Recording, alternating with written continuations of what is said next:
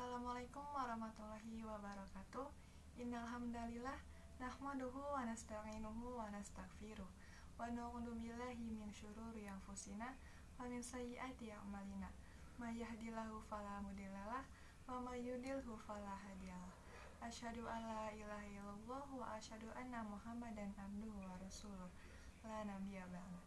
Perkenalkan, nama saya Mira Rahmawati dari Fakultas Syariah jurusan Hukum Ekonomi Syariah dengan NIM 201130027. Di sini saya akan mempresentasikan mata kuliah Pendidikan Kewarganegaraan.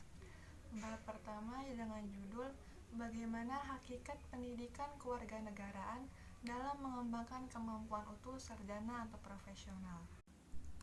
Mengapa pendidikan kewarganegaraan menjadi kriteria bagi pengembangan kemampuan utuh sarjana atau profesional? Untuk mendapat jawaban di atas, dalam bab ini kita akan mempelajari jati diri pendidikan kewarganegaraan. Sejalan dengan kaidah pembelajaran ilmiah dan aktif, maka kita akan mengikuti proses sebagai berikut, yaitu menelusuri konsep dan urgensi pendidikan kewarganegaraan dalam mencerdaskan kehidupan bangsa. Dan selanjutnya, menanya alasan mengapa diperlukan pendidikan kewarganegaraan. Selanjutnya, menggali sumber historis, sosiologis, dan politis tentang pendidikan kewarganegaraan di Indonesia. Kemudian, membangun argumen tentang dinamika dan tantangan pendidikan kewarganegaraan. Selanjutnya, mengekspresikan esensi dan urgensi pendidikan kewarganegaraan untuk masa depan. Dan yang terakhir, merangkum tentang hakikat dan pentingnya pendidikan kewarganegaraan.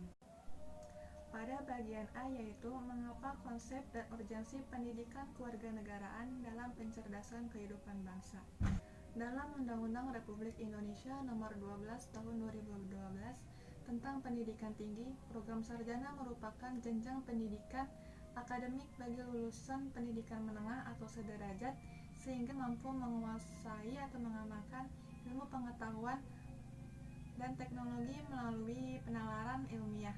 Lulusan program sarjana diharapkan akan menjadi intelektual dan ilmuwan yang berbudaya, mampu memasuki dan menciptakan lapangan kerja, serta mampu mengembangkan diri menjadi profesional.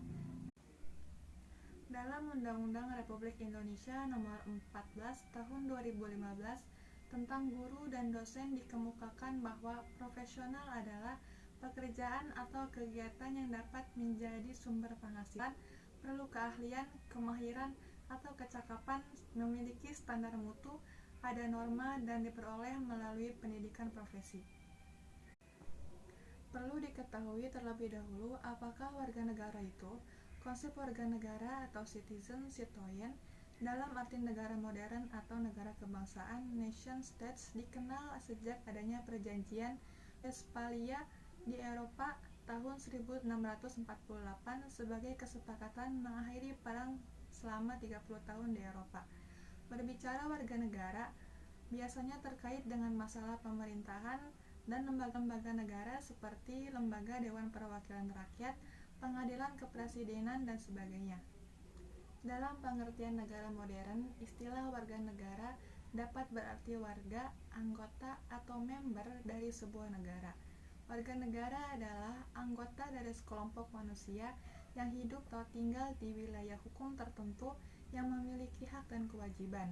Di Indonesia, istilah warga negara adalah terjemahan dari istilah bahasa Belanda, yaitu Staatsburger. Selain istilah Staatsburger, dalam bahasa Belanda dikenal pula istilah Onderdeen.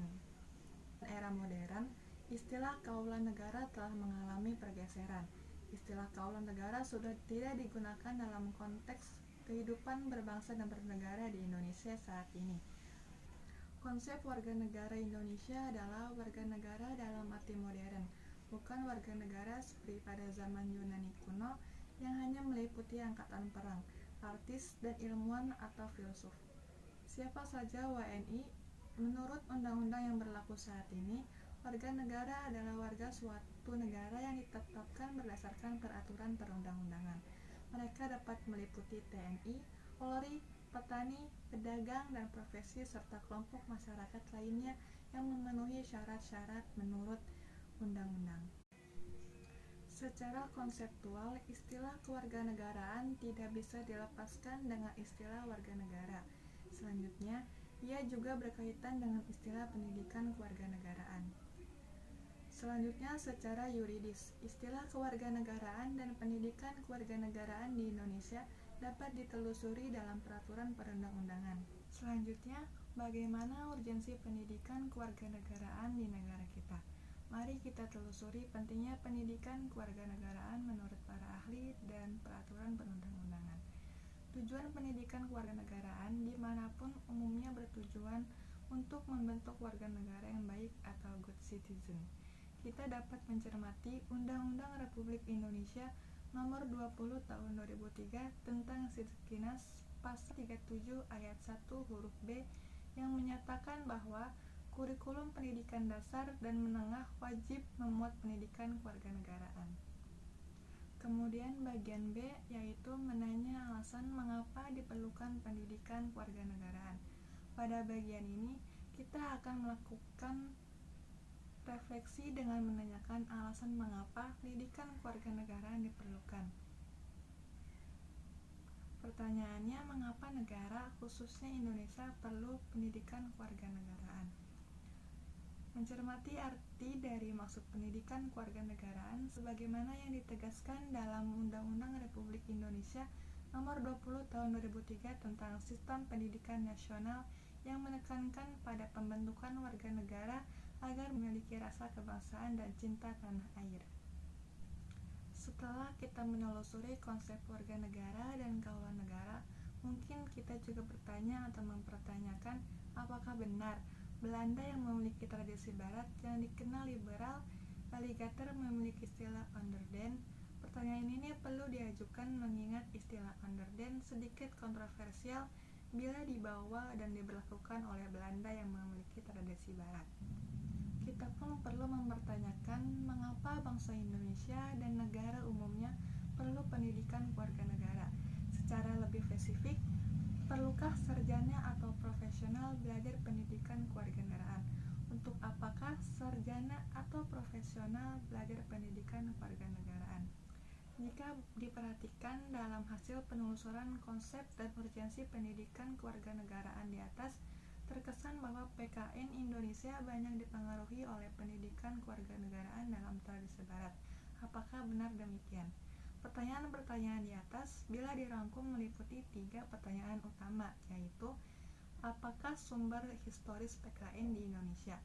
Kedua, apakah sumber sosiologis PKN di Indonesia? Dan yang ketiga, apakah sumber politis PKN di Indonesia? Pertanyaan-pertanyaan pokok ini akan dibahas pada bagian berikutnya. Pada bagian C yaitu menggali sumber historis, sosiologis, dan politik tentang pendidikan kewarganegaraan di Indonesia.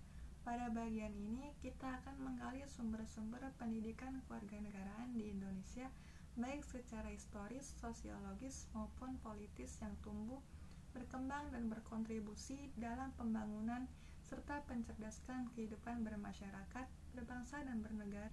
Secara historis, pendidikan kewarganegaraan dalam arti substansi telah dimulai jauh sebelum Indonesia diproklamasikan sebagai negara merdeka. Dalam sejarah kebangsaan Indonesia, berdirinya organisasi Budi Utomo tahun 1908 disepakati sebagai Hari Kebangkitan Nasional, karena pada saat itulah dalam diri bangsa Indonesia mulai tumbuh kesadaran sebagai bangsa walaupun belum menamakan Indonesia. Pendidikan kewarganegaraan dalam dimensi sosiologis sangat diperlukan oleh masyarakat dan akhirnya negara bangsa untuk menjaga, memelihara, dan mempertahankan eksistensi negara bangsa. Secara politisi, pendidikan kewarganegaraan mulai dikenal dalam pendidikan sekolah dapat digali dari dokumen kurikulum sejak tahun 1957 sebagaimana dapat diidentifikasikan dari pernyataan Sumantri bahwa pada masa Orde Lama mulai dikenal istilah kewarganegaraan, civics, dan pendidikan kewarganegaraan negara. Sebagaimana telah diuraikan di atas bahwa secara historis PKN di Indonesia senantiasa mengalami perubahan baik istilah maupun substansi sesuai dengan perkembangan peraturan perundang-undangan, iptek perubahan masyarakat, dan tantangan global. Secara sosiologis, PKN Indonesia sudah sewajarnya mengalami perubahan mengikuti perubahan yang terjadi di masyarakat. Secara politis, PKN Indonesia akan terus mengalami perubahan sejalan dengan perubahan sistem ketatanegaraan dan pemerintahan, terutama perubahan konstitusi. Kemudian bagian B yaitu membangun argumen tentang dinamika dan tantangan pendidikan kewarganegaraan. Suatu kenyataan bahwa pendidikan kewarganegaraan atau PKN telah mengalami beberapa kali perubahan, baik tujuan, orientasi, substansi, materi, metode pembelajaran, bahkan sistem evaluasi. Semua perubahan tersebut dapat diidentifikasikan dari dokumen kurikulum yang pernah berlaku di Indonesia sejak proklamasi kemerdekaan hingga saat ini. Pendidikan kewarganegaraan tidak hanya didasarkan pada konstitusi negara yang bersangkutan, tetapi juga tergantung pada tuntutan perkembangan zaman dan masa depan.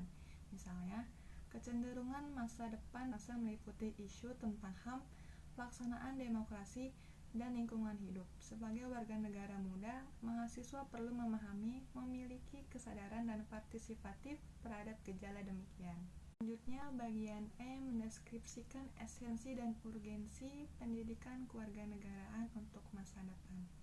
Pernahkah kalian memprediksi apa yang akan terjadi dengan negara bangsa Indonesia pada tahun 2045, yakni generasi emas? Pada tahun 2045, bangsa Indonesia akan memperingati 100 tahun Indonesia merdeka.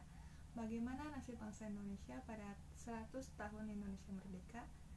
Berdasarkan hasil analisis ahli ekonomi yang diterbitkan oleh Kemendikbud 2013, bangsa Indonesia akan mendapatkan bonus demografi sebagai modal Indonesia pada tahun 2045 akan mempunyai usia produktif yang melimpah.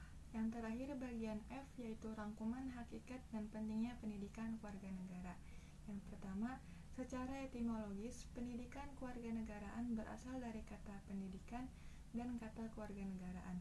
Pendidikan berarti usaha sadar dan terencana untuk mewujudkan suasana belajar dan proses pembelajaran agar peserta didik secara aktif mengembangkan potensi dirinya. Sedangkan segala hal ihwal yang berhubungan dengan warga negara.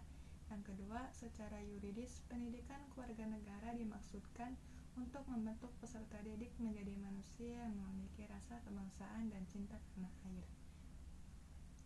Demikian yang bisa saya sampaikan, kurang dan lebihnya mohon maaf. Wassalamualaikum warahmatullahi